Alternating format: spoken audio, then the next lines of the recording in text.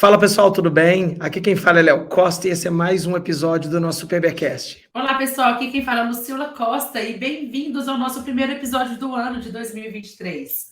Legal. Lu, hoje a gente vai falar sobre 5 perguntas que todo profissional de saúde deveria estar pronto para responder durante uma consulta. A gente vai falar um pouquinho sobre a iniciativa Choosing Wisely. Maravilha, então antes disso, solta a vinheta.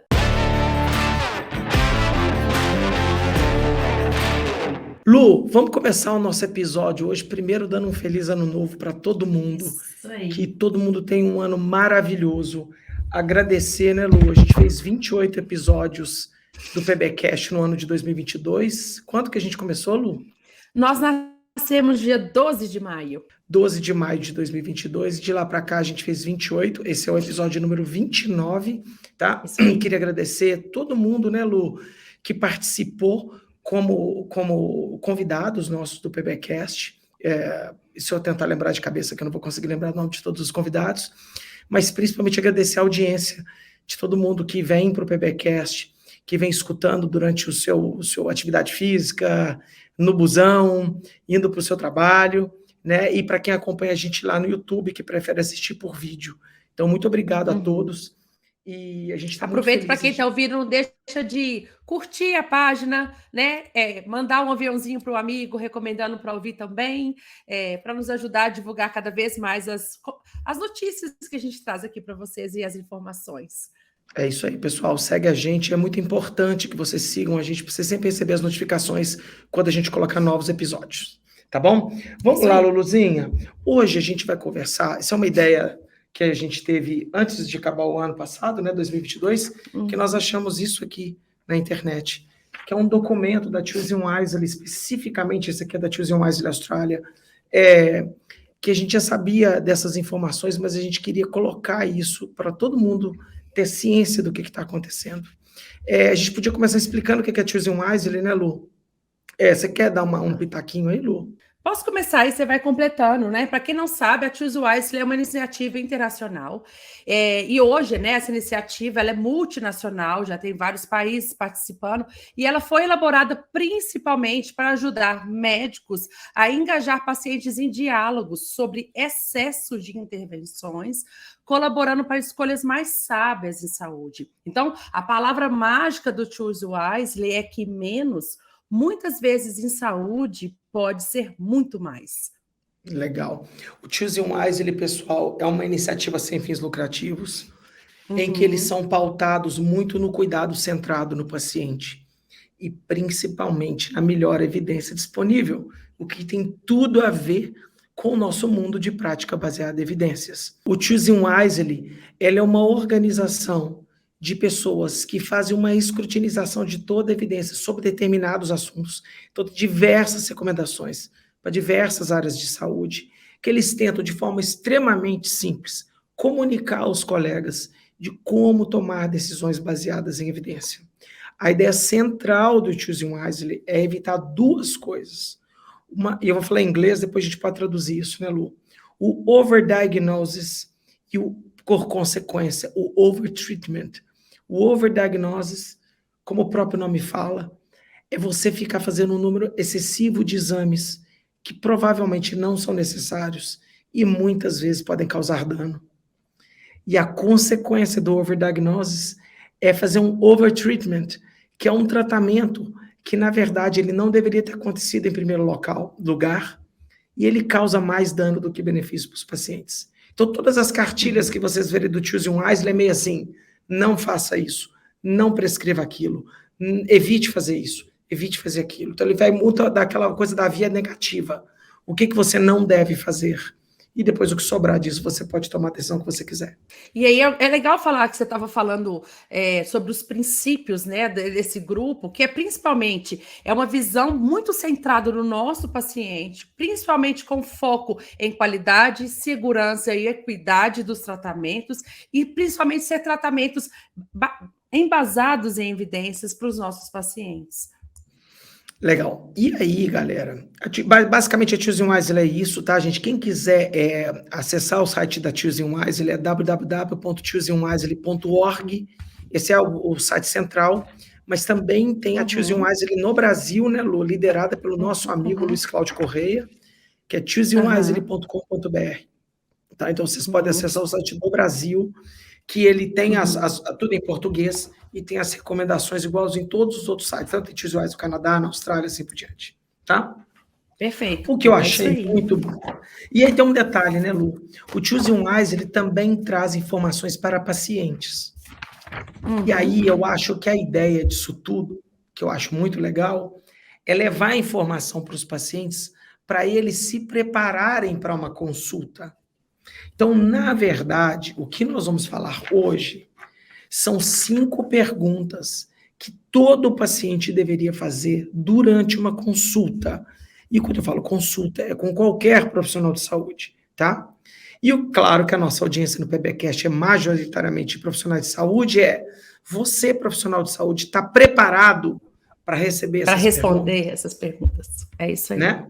Então nós vamos passar 5. Por que a gente decidiu fazer isso assim? Eu até falar porque a gente percebe muito, principalmente que, né, principalmente nas nossas páginas que a gente fala um pouco sobre evidência, quando vem pacientes perguntar para a gente assim: ah, o tratamento que eu estou recebendo é baseado em evidência? Eu deveria fazer esse tratamento, o tratamento A, o tratamento B? A gente percebe cada dia mais os pacientes querendo ter informações sobre aquilo que ele vai receber ou que ele já está recebendo. E muitas vezes a gente percebe o paciente com vergonha de perguntar ou questionar aquilo que foi prescrito pelo seu médico. Então, é muito legal esse movimento da Choose Wise, que ele faz essa cartilha, até que o Léo mostrou já várias vezes, que eu estou como impressa aqui também, são perguntas para te treinar como comportar numa consulta. Após de toda a avaliação, de toda quando o médico terminar toda a prescrição, como você finaliza as perguntas para aquele médico para entender um pouco mais sobre aquilo que você está recebendo ou se existem outras alternativas que a gente vai falar ao longo do episódio. Ô Lu, para a gente ir para as perguntas, é importante todo mundo entender que um dos princípios da prática baseada em evidência é o que a gente chama de tomada de decisão compartilhada. Uhum. Você lembra, né, Lu? A gente vê um comportamento de brasileiro muito típico, em que ele é muito passivo na consulta, né? Brasileiros, quando vão para o exterior, ficam um pouco assustados. Os médicos tendem a prescrever menos exames, eles tendem a passar menos procedimentos em saúde, e eles perguntam para o paciente, falam, olha, essas são as suas opções. Qual que você acha que é melhor para você? A gente via muito brasileiro lá na Austrália bravo com os médicos, assim, cara, o médico é ele tem que tomar a decisão, não eu. Mas a tomada de decisão compartilhada, como o próprio nome diz, é quando você compartilha o benefício, o risco e o custo. E quais são as opções que você tem, né? Então, eu vou até traduzir a primeira parte aqui desse Antes folheto. de você entrar, Léo, antes de você colocar na primeira pergunta, eu até queria perguntar assim, se alguém que está nos ouvindo agora e não é profissional da saúde, é simplesmente um paciente que está aqui para consumir informações sobre saúde, você sabia que nem sempre é necessário fazer alguns exames, que você pode chegar no médico e não necessariamente ele precisa te prescrever ou um exame e ele precisa te prescrever um tratamento? Algumas condições de saúde, né, a gente passa a acompanhar essa condição de saúde. Muitas vezes a gente não precisa prescrever nenhum tratamento. E aí é muito legal a gente perguntar sobre isso, porque a gente percebe se existe dois tipos de pessoas. As que vão no médico e falam assim, poxa, eu fui lá e não recebi nada. Não estou recebendo nenhum tratamento. Para que eu fui no médico? Ele não examinou nada, ele não fez nenhum exame. E aí a gente queria criar essa consciência que muitas vezes o tratamento lembrando sempre da frase que menos pode ser muito mais. Que muitas vezes o tratamento é não fazer nada, é só observar o prognóstico da doença, porque o médico já observou que você está evoluindo bem, você já está caminhando para o prognóstico adequado e que talvez não precise intervir, porque você já está no caminho da recuperação. Então, vamos observar se realmente precisa de algo a mais. Então, o menos nesse caso foi mais. Então, é importante você saber isso como consumidor de tratamentos da área da saúde. É importante as pessoas entenderem, né, Lu, que existem diagnósticos, exames, procedimentos em saúde, procedimentos invasivos, por exemplo, e tratamentos que às vezes eles não causam nenhum benefício e ainda pode fazer mal, né? Uhum. E, Uhum. A iniciativa Choose Wise, ele vem para tentar mostrar isso para as pessoas, tá bom? Perfeito. Então, no final das contas, o que a gente vai falar é tentar fazer com que você participe da consulta de uma forma que, no final das contas, você receba só o que você precisa receber e mais nada. E mais nada, tá? Eu posso lançar uma coisa para cima aqui para um próximo episódio, né, Lu? Toda vez que eu falo nas nossas páginas do Instagram, do TikTok, do YouTube, que check-up não serve para praticamente nada, a gente toma muita pedrada. Porque existe uma plausibilidade que quanto mais cedo eu detectar uma doença, menos dano eu terei por causa dela quando ela vier. Quando, na verdade, existe uma evidência fortíssima que a maioria dos exames que a gente chama de check-up não servem para absolutamente nada. Ela não vai mudar a data da sua morte ou da data da sua melhora, caso você faça o exame de forma precoce ou não. E aí a gente pode entrar numa seara extremamente polêmica aqui agora, para falar de rastreamento de câncer e detecção precoce de doenças. Claro que existem momentos em que você tem que fazer medicina preventiva, mas medicina preventiva não é fazer uma cacetada de exame. É uma mentira isso, entendeu? E que graças à evidência, graças à ciência, isso vem sendo desmontado. E esse mito que a gente tem que ficar fazendo um monte de exame todo ano pode trazer benefício, quando na verdade ele traz quase nenhum, tá? E existe uma indústria que ganha muita grana com isso. Bom, vamos lá, Luluzinha.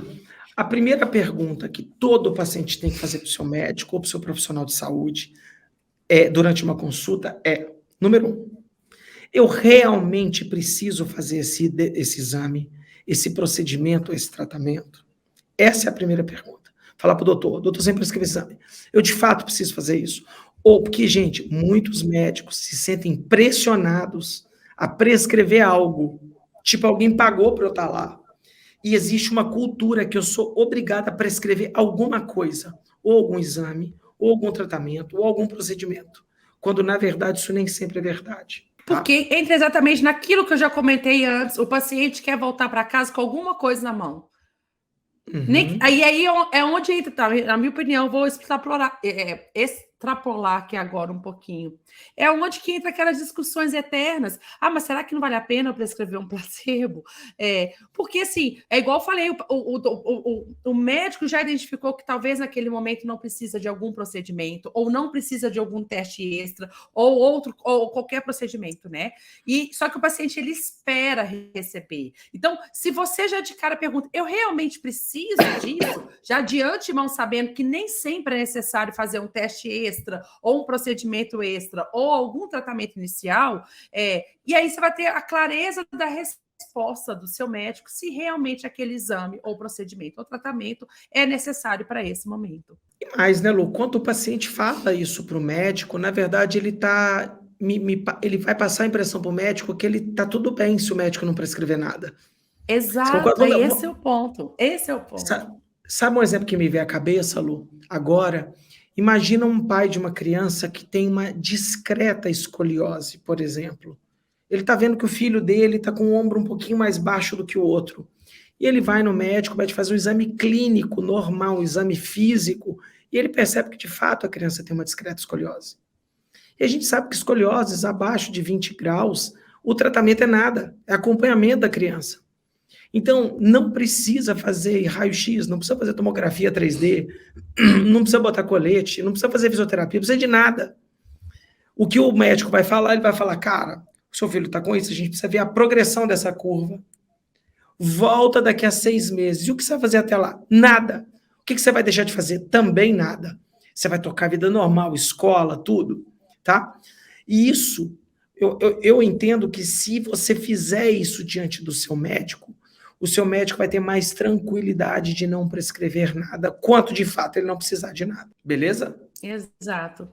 E se a gente quiser, a gente pode escrever vários exemplos aqui. Recentemente, a gente teve uma experiência assim, né, Léo? A gente estava em Belo Horizonte, a minha sobrinha gripou, teve febre, mas uma febre por dia. Quando ela melhorou o quadro clínico dela de febre, um pouquinho de prostração, que ela realmente ficou ativa, de novo tudo bem, veio a tosse, porque começou o período da secreção. E o primeiro dia de secreção é uma criança que não deixa fazer lavagem nasal. Então, ela estava com um gotejamento posterior na garganta, aquela tosse bem forte, e a minha irmã muito queria assim, vamos levar no PS, porque todas as vezes ela toma um antibiótico, um corticóide, alguma coisa assim. E a probabilidade de ela chegar no PS e receber um medicamento desse era enorme, porque se um pai já chega no PS com uma criança tossindo muito, geralmente os pais não gostam de voltar para casa, assim, observa mais um dia. Se amanhã ela não estiver melhor, traz ela de novo, porque esse é a gente observar. E acabou que a gente segurou ela em casa, né, Léa? Falei, não, vamos observar, vamos ficar todos nós observando ela durante a noite. Foi uma noite que ela tossiu bastante, acordou, quase vomitou de tanta tosse, mas no outro dia a tosse já foi 50% menos, no terceiro dia praticamente 10% menos e acabou. E se ela tivesse tomado o medicamento, a gente falou, tá vendo? Foi o antibiótico que acabou com a tosse dela. Mas na verdade não, ela já estava evoluindo para um prognóstico favorável de finalização daquele episódio gripal. Então, muitas vezes, só observar e observar no dia seguinte é um tratamento adequado. Isso aí, né? Nós pais, a gente tem muita raiva de pediatra, né? Quando a gente liga, o cara fala assim: espera mais 48 horas e tal. Porque a E gente quer alguma coisa. Na verdade, você está diante de um bom pediatra. Então, Lu, lembra nesse momento acalmar e perguntar: eu realmente preciso de algo agora? Beleza.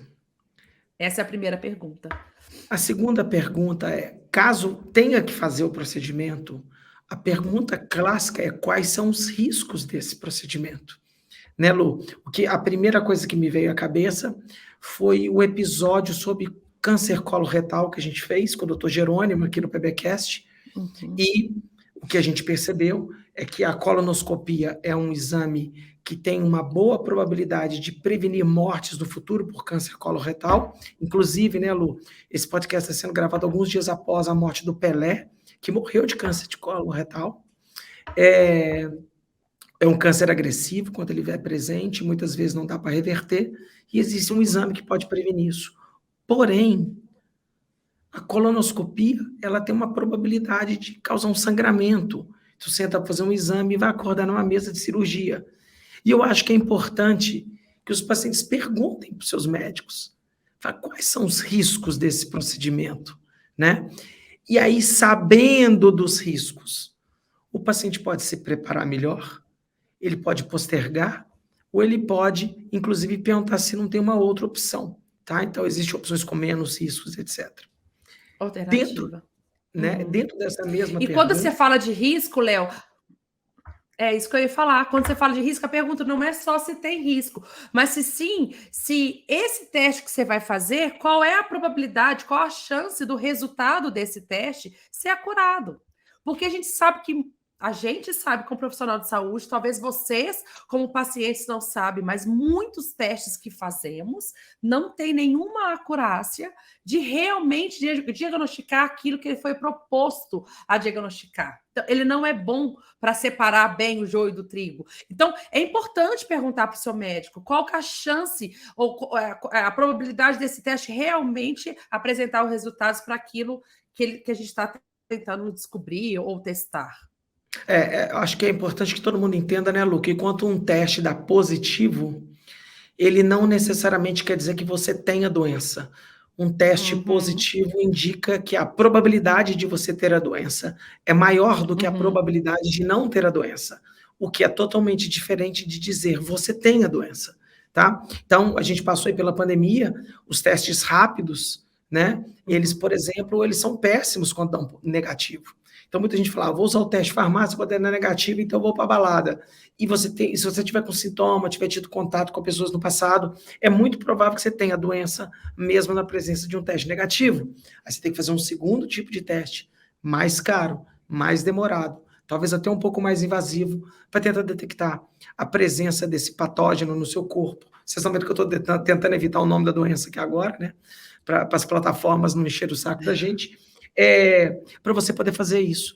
E é incrível que as pessoas não aprenderam isso durante esses 2 anos que passaram, né? Que existem testes que, na verdade, eles têm pouca utilidade clínica. Eles servem como rastreamento, mas eles têm que ser interpretados de forma correta, tá? Ver se a acurácia diagnóstica desses testes realmente muito boa. Se todo mundo me permitir um exemplo bom, o teste de gravidez de urina, ele é assim. Nenhum médico vai confirmar uma gravidez com teste de urina. Nenhum. Mas ele é um teste que ele vai aumentar a probabilidade da pessoa estar grávida comparado com uma pessoa não grávida. Então, se há atraso menstrual, se houve relação sexual no período fértil, né? A menstruação atrasou, o teste deu positivo. Então, se você for ao médico, ele vai falar assim: agora eu quero um exame de sangue. E aí o exame de sangue tem uma acurácia diagnóstica muito melhor do que o teste de urina. Em tudo confirmando, você pode fazer um ultrassom. E se tiver um coraçãozinho batendo lá, provavelmente nós temos um bebê vindo no caminho. Então, é importante a pessoa entender como interpretar, né, esses exames e saber os riscos. Por exemplo, a gente falou sobre exames para detectar a gestação. Os riscos são nulos, né, Lu? Fazer um xixi, colher um sangue, fazer um ultrassom, não é um procedimento perigoso. A pergunta é necessário, tá? Por exemplo, né, vamos falar de gravidez, Lu? Você precisa fazer um teste genético para saber o gênero do bebê que está vindo aí? Provavelmente você não precisa fazer um exame de sangue genético, você pode esperar alguns meses, fazer um ultrassom e ver na morfologia do bebê.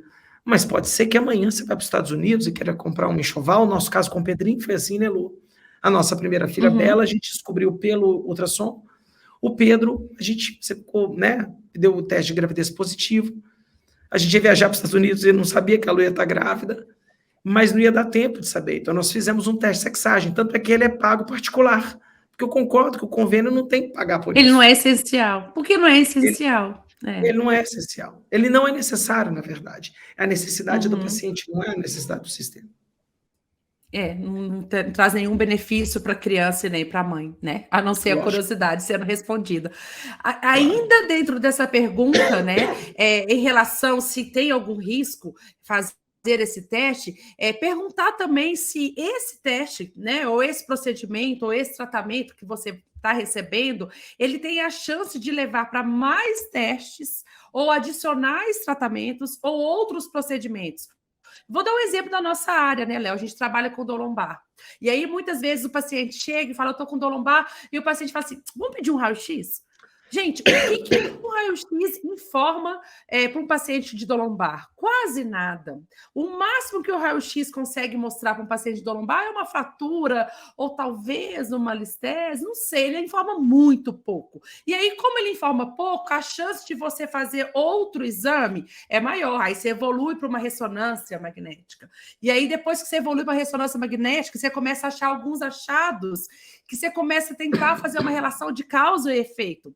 E a gente sabe que muitas vezes em dor lombar a gente não consegue identificar o tecido, a estrutura que está lesionada. É em torno de 90% a 95% dos casos.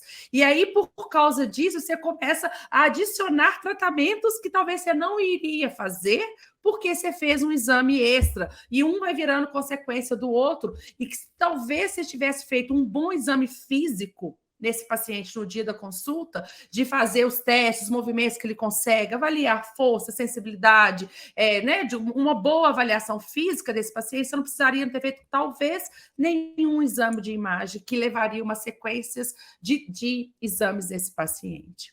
Em dor lombar, né, Lu, existem estudos que mostram que, a partir do momento que você faz o primeiro raio-x, a probabilidade de ganhar uma ressonância magnética de presente no futuro aumenta, e a partir da ressonância, a probabilidade de ganhar uma cirurgia aumenta. E paradoxalmente, as cirurgias evoluíram com o passar do tempo, mas a eficácia delas não aumentaram. Cirurgia de coluna, tá? Então, claro que existe indicação para alguns casos, mas o que a gente percebe no mundo de coluna é que o número de cirurgia desnecessária é absurdo. E tudo nasce através de uma imagem, né? Então, tem que tomar muito cuidado com isso tudo. Legal. Lu, a terceira pergunta que todo paciente deveria fazer para os seus médicos antes de ir para uma consulta, ou durante uma consulta, desculpa, é se existe opções mais simples e mais seguras para o tratamento desse paciente, tá? É bem tranquilo essa fala, que muitas doenças, e a gente comentou isso nos últimos episódios do PBcast, podem ser mitigadas, reduzidas ou até prevenidas com simplesmente alterações do estilo de vida. A gente Uhum, sabe que estilo de vida é ótimo, nem uhum, sempre dá para resolver tudo com estilo de vida, mas vale a tentativa. Então, um exemplo uhum. clássico, diabetes do tipo 2, por exemplo. É preciso enfiar remédio no paciente? Talvez você vai ter que colocar numa fase. Mas se você regular o estilo de vida, é provável que esse paciente reverta diabetes tipo 2 com pouca medicação, às vezes até com nenhuma medicação, ou às vezes medicação Uhum, por um determinado período de tempo. Nem uhum. todo paciente vai conseguir fazer isso. É importante a gente falar isso, tem que ter Claro, é pé no importante. chão, E etc. isso é. Você tem que lembrar que essas perguntas não é para duvidar do tratamento recebido, ela é simplesmente para facilitar e promover o diálogo entre o paciente e o seu médico, para você ter o maior entendimento do que você tem e quais são as opções de tratamento sobre isso. Então, é uma forma de te ajudar a aumentar esse diálogo entre médico e paciente ou entre profissionais de saúde. Então, não é simplesmente para questionar o tratamento, ou não quero receber, ou eu prefiro o outro. Mas muitas vezes é importante perguntar assim, se existe algo mais seguro para fazer. Igual o Léo mencionou, um medicamento, e se o paciente está disposto a mudar hábitos, por exemplo, comer melhor, comer comidas mais saudáveis, do que tomar o medicamento de forma contínua para o resto da vida. Então, há opções de testar e o médico acompanhar para ver se isso está funcionando ou não para esse paciente. Alguns irão funcionar e alguns não. Lu, outras opções são tratamentos não farmacológicos ou não cirúrgicos, né? Por exemplo, Perfeito, é. psicoterapia, ao invés de tomar medicamento para depressão, por exemplo, Uhum, fisioterapia para o tratamento de dores da coluna, ao invés de cirurgia, por exemplo. Então, uhum. existem opções, sabe? Porque às vezes tem que ver o que o paciente quer. Então, de novo, quando o paciente coloca essas cartas na mesa, ele está discutindo com o profissional que está dando o primeiro contato nele se existem outras opções menos agressivas para aquele quadro. E, de novo, pode ser que a única opção, a melhor opção, seja uma opção mais agressiva, sabe? Então, Uhum. mas em vários cenários, você pode tentar opções não farmacológicas ou não cirúrgicas para tratamento de diversas doenças aí que existem aí nesse mundão É aí. engraçado, ela vai eu contar a história de novo, mas é que não tá, já passou na minha cabeça 3 vezes, então eu vou contar. Recentemente, né, Léo? A gente recebeu um telefone de um parente falando assim: uma tia sua vai precisar entrar em cirurgia. E a cirurgia ainda era uma cirurgia de quadril. A gente está desesperado, a tia vai fazer 80 anos e foi indicado fazer uma cirurgia de quadril. Só que na hora que foi narrado os sintomas, eu falei assim: nossa, mas já de cara vai fazer uma cirurgia? Nossa, a tia estava tão ruim assim. Não, a tia começou a ter sintoma tem 20 dias, mas tem que fazer a cirurgia e ela já vai operar semana que vem. Aí, na hora que você começa a questionar, a gente começou a fazer realmente todas as perguntas que o Léo já fez até agora. Realmente precisa desse procedimento, desse tratamento? Tem algum risco, uma vez que ela é uma senhora de 80 anos? Existem opções mais seguras nesse caso? E aí, na hora que eu fiz essas perguntas para minha prima que me ligou, a gente falou assim: será que a gente realmente precisa desse procedimento? Vamos avaliar de novo, né? Tem algum risco? Tinha pela idade da minha tia, né? E tem opções mais seguras. E acabou que na hora que a gente foi fazendo um pouquinho mais de detalhe, avaliando com mais clareza, dando preferência aos exames clínicos do que aos exames de testes que foi dando sequências a outros testes de imagens, assim, descobrimos que, na verdade, o problema não era no quadril, né? O problema era na coluna, e que na hora que fez uma avaliação bem feita, descartou totalmente a cirurgia do quadril, e com um tratamento mais seguro e mais simples, que ela está fazendo um tratamento conservador, ela tem apresentado uma melhora muito grande. Ela estava praticamente em pânico de uma cirurgia. Graças a Deus, ela é preferência do paciente também, usando o pilar da PBE, né? Se for perguntar qual era a preferência do paciente, nesse momento, ela preferia não operar, se que era o caso, e está dando certo o tratamento conservador. Quer dizer que ela não vai entrar em cirurgia, talvez agora da coluna? Não sabemos. Estamos no momento que a gente tentou algo mais simples e tem funcionado, e a resposta tem sido muito positiva. E aí a gente continua acompanhando, avaliando esse paciente, a progressão, para tomada de decisão cada vez mais tardia, se realmente a cirurgia vai ser ou não necessário. E na nossa leitura parece que não, né? Porque o quadro tem evoluído muito bem. Então, olha como uma sequência de perguntas que nós fizemos do lado de cá, o que tirou uma senhora de 80 anos de uma cirurgia possível de quadril, que não era o problema, e que depois tirou de uma possível cirurgia de coluna. O que tem de gente que está examinando raio-x e não está examinando o paciente não é mole, não. Infelizmente, é o que acontece. Pessoal, a quarta pergunta é uma pergunta muito interessante. Sempre pergunte para o seu profissional de saúde: o que vai acontecer comigo se eu não fizer nada? Essa é uma pergunta, gente, de característica prognóstica. Todo profissional de saúde deveria saber os prognósticos das doenças que ele trata. O que vai acontecer comigo se eu não fizer nada, tá? As doenças podem melhorar ou piorar, ou ficar a mesma coisa com o passar do tempo. Existem diversos estudos sobre isso. O padrão ouro desse tipo de desenho de estudo é um estudo de corte longitudinal prospectivo, em que você pega os pacientes e observa o que acontece com eles com o passar do tempo. E pode ser que, para alguns pacientes, observar seja suficiente, não precisa de nada. Mas pode ser que, para essa mesma doença, você tenha alguns fatores de risco que é prudente tomar decisões precoces para evitar um mal maior no futuro. De novo, voltando nessa doença que arrasou a humanidade nos últimos 2 anos, se você tivesse 20 anos e tivesse um teste positivo, a probabilidade de você morrer é muito pequena.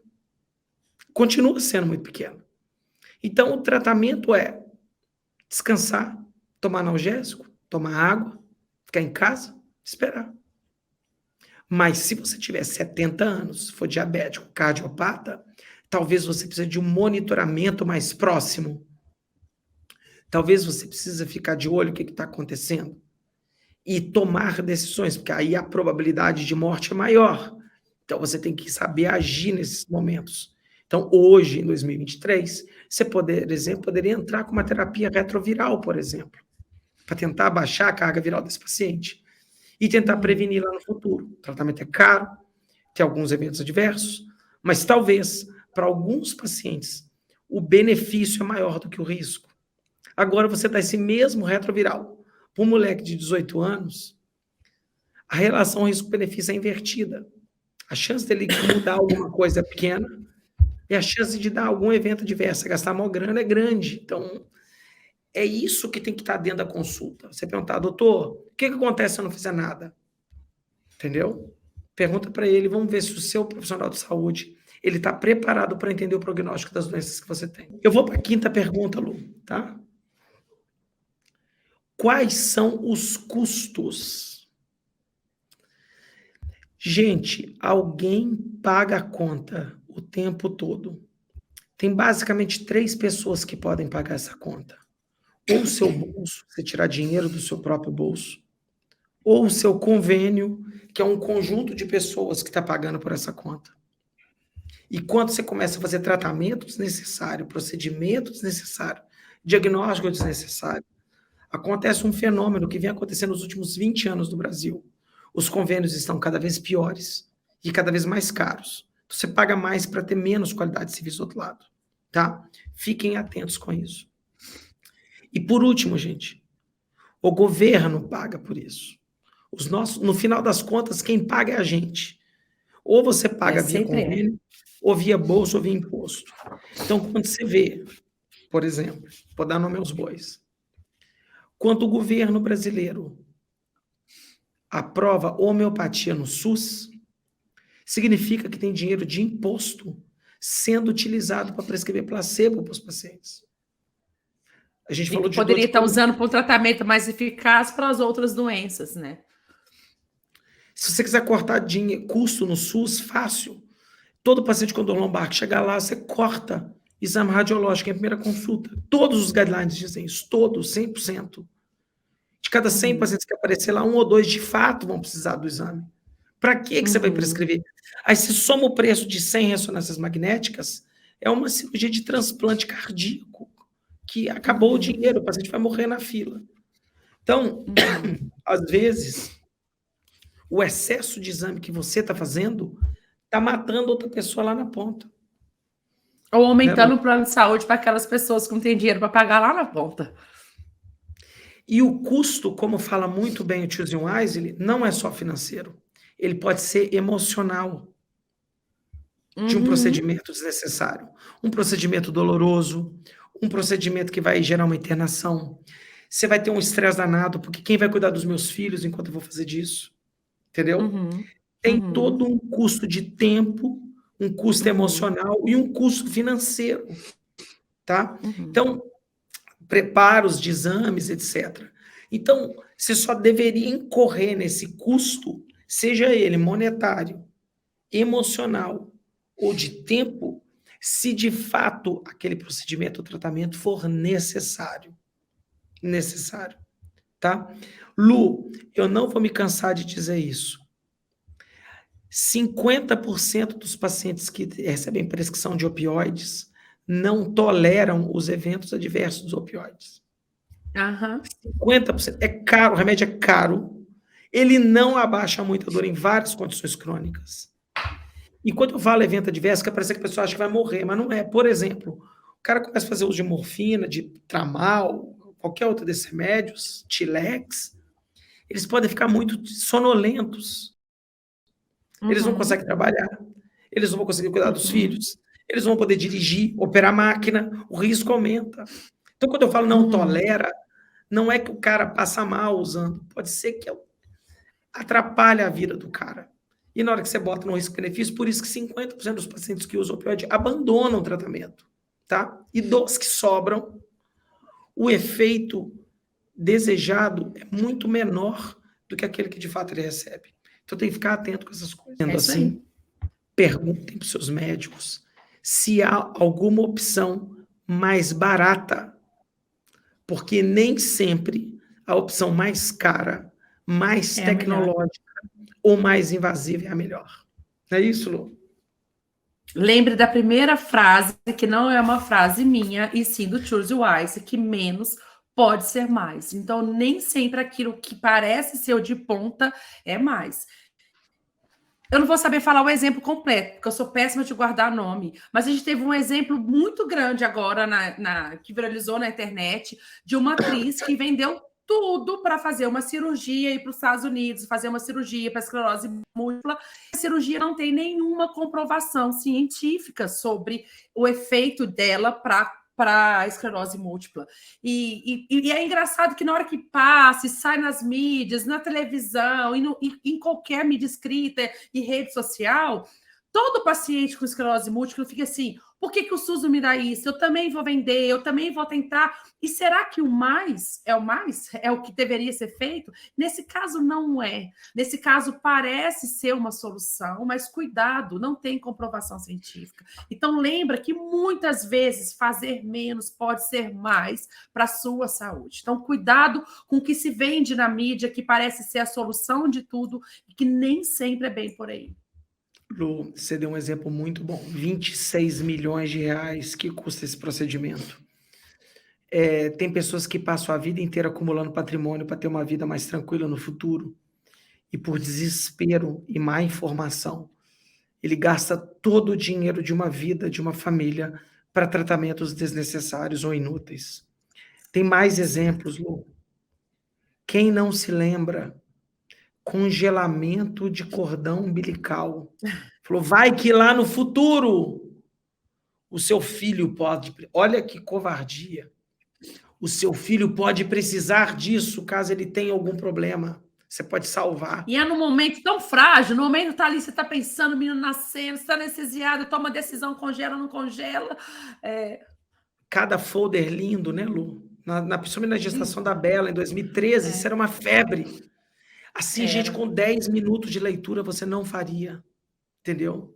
Mas é engraçado, Léo, mas deixa eu lembrar uma coisa, nessa época, nós dois já éramos pesquisadores, né? A gente já trabalhava com evidência, é claro, e por mais que a gente falou assim, qualquer folder, quem tinha um pouquinho de informação via que a promessa não era grande, mesmo Mexe. sendo eu a mulher cientista, eu me sentava assim, questionava assim, mas está todo mundo congelando menos eu. É engraçado o sentimento que a sociedade te faz sentir. E aí eu lembro que várias vezes, que graças a Deus homens são mais pé no chão que mulheres, falam assim, hey Lu, olha de novo a evidência, pensa. Aí eu pensava, tá certo, tá certo, tá certo. Mas na hora você fica assim, meu Deus, mas tá todo mundo fazendo menos eu. Então cuidado com o movimento de boiada, né? Que não é porque todo mundo tá fazendo, falar igual aquelas frases de mãe, você não é todo mundo, olha a evidência, saiba buscar a informação. Porque é engraçado, a gente não fez, a decisão foi essa, deu um sentimento que talvez no futuro eu possa ter culpa. Lógico que não, porque a evidência na época não mostrava, e hoje todas as minhas amigas que pagaram falam assim, eu não pago mais aquilo, já foi um desperdício de dinheiro, porque tem que pagar todo mês, e hoje já mostrou que a probabilidade de você usar o seu cordão para o seu bebê é minúscula, né? Ô, Lu, Ou isso chama inexistente. FOMO. Não sei se você sabia essa sigla, Lu, chama FOMO, Fear of Missing Out. É um medo de você ir contra a manada. Então, existe um Exato. movimento de pessoas fazendo e a gente decidiu não fazer, mas, de fato, a gente tomou uma decisão consciente naquela época, mas você fica assim, putz, cara, e se, né? E se esse E cara se a se provar ciência verdade? mudar e eu perder a onda? Gente, a gente não ouve muito mais falar de célula-tronco igual a gente falava 10, 12 anos atrás. É Célula-tronco é verdade. legal, é, e- mas não é a panaceia que fizeram disso no passado, entendeu? Então eu lembro, tinha Talvez pessoas no que iam futuro para... vai ser promissor, mas não ainda, né, Léo? Ô Lu, um monte de gente paraplégica ia para a Índia para fazer tratamento de cordão, de células de tronco, de células tronco, para tentar reverter lesão medular. Era bizarro na época, entendeu? Então tem gente que vende tudo que tem na vida para isso, Ué, Léo, você não tá? lembra aquela vez que eu trabalhava na Austrália com um centro de lesados medulares? Alguns dos meus pacientes foram para a Europa com a esperança de receber uma célula-tronco para Uhum. ver se conseguiria reverter o quadro. Gente rica, né, Lu? Então, assim, É, e é muito triste quando acontece. De novo, eu estou disposto a pagar o preço que for de uma coisa que funciona. Mas, claro. atenção, pessoal, eu estou disposto a pagar caro por um negócio que funciona. Mas um placebo, se ele custar R$ 1, é caro. Nunca se esqueçam disso. Lu, vamos repetir as 5 perguntas para a gente fechar o nosso episódio? Rapidinho, Vamos, só mas para gente... depois de responder a pergunta, eu queria fazer um contraponto. Vamos lá. Tá bom, vamos lá. As 5 perguntas são: pergunta número 1, eu realmente preciso desse teste diagnóstico, procedimento ou tratamento? Uhum. Pergunta 2, quais são os riscos desse teste ou tratamento? 3, existem opções mais simples ou mais seguras? 4, o que acontece se eu não fizer nada? E 5, quais são os custos? Lu, pode concluir. Qual o contraponto que eu queria fazer? Essas perguntas elas foram elaboradas pelo Choose Wise para você, como paciente, fazer para o seu médico, para o seu profissional da saúde que está te atendendo. Mas aí agora eu vou virar a pergunta. Você que aí agora, que é profissional de saúde, que está nos escutando, você sabe responder essas 5 perguntas? Porque, geralmente, assim, eu vou trazer para uma delas, assim, quando o paciente perguntar se você realmente precisa desse teste ou desse procedimento, você realmente sabe quais são os artigos de evidência que falam sobre aquele teste, a acurácia daquele teste, ou que fala sobre a eficácia daquele tratamento, daquele procedimento, ou se, por exemplo, quando ele pergunta se eu não fizer nada, o que acontece comigo? Você conhece o prognóstico das condições de saúde que você trata no seu consultório? Eu gosto dessa pergunta de prognóstico, que é minha linha de pesquisa. E eu fico muito surpresa quando eu dou em sala de aula essa pergunta. Vários profissionais de saúde sabem assim: eu trabalho, por exemplo, com dor musculoesquelética. Eu sei o prognóstico de uma ou duas condições musculoesqueléticas, mas não de todas. Então, como que você vai responder essa pergunta para o seu paciente se você não conhece o prognóstico? Então, isso essas perguntas, eu acho que força o profissional da saúde não a querer, lógico, a querer estudar mais, ele força, mas a buscar resposta respaldada pela evidência científica, respaldada pela prática baseada em evidência. Então, Você sabe encontrar esses artigos? Você sabe tirar as informações desses artigos para responder essas perguntas de forma precisa? Porque esse movimento da Choose Wise é muito legal. Ele está dando ferramenta para os pacientes a receber o melhor tratamento. Então, é uma forma do paciente se blindar de pseudociência, de tratamentos enganosos, que a gente sabe que existe e a gente não está falando que é o seu caso. Mas isso cobra da pessoa que está fornecendo o tratamento, do profissional de saúde, a estar sempre bem informado, a estar sempre atualizado. Então, eu acho que o primeiro passo para o profissional de saúde, para saber responder bem essas perguntas, é estar sempre atualizado com a evidência científica. Então, ele tem que saber, de alguma forma, a buscar, a ler e a interpretar essa ciência para que ele possa responder de forma precisa essas 5 perguntas que o seu paciente pode te fazer no seu consultório. Perfeito, Lu. Para sumarizar mais uma coisinha, a gente falou sobre prognóstico. É muito importante que as pessoas lembrem que ensaio controlado aleatorizado é uma das coisas mais lindas do mundo, vírgula, para uma pergunta de intervenção.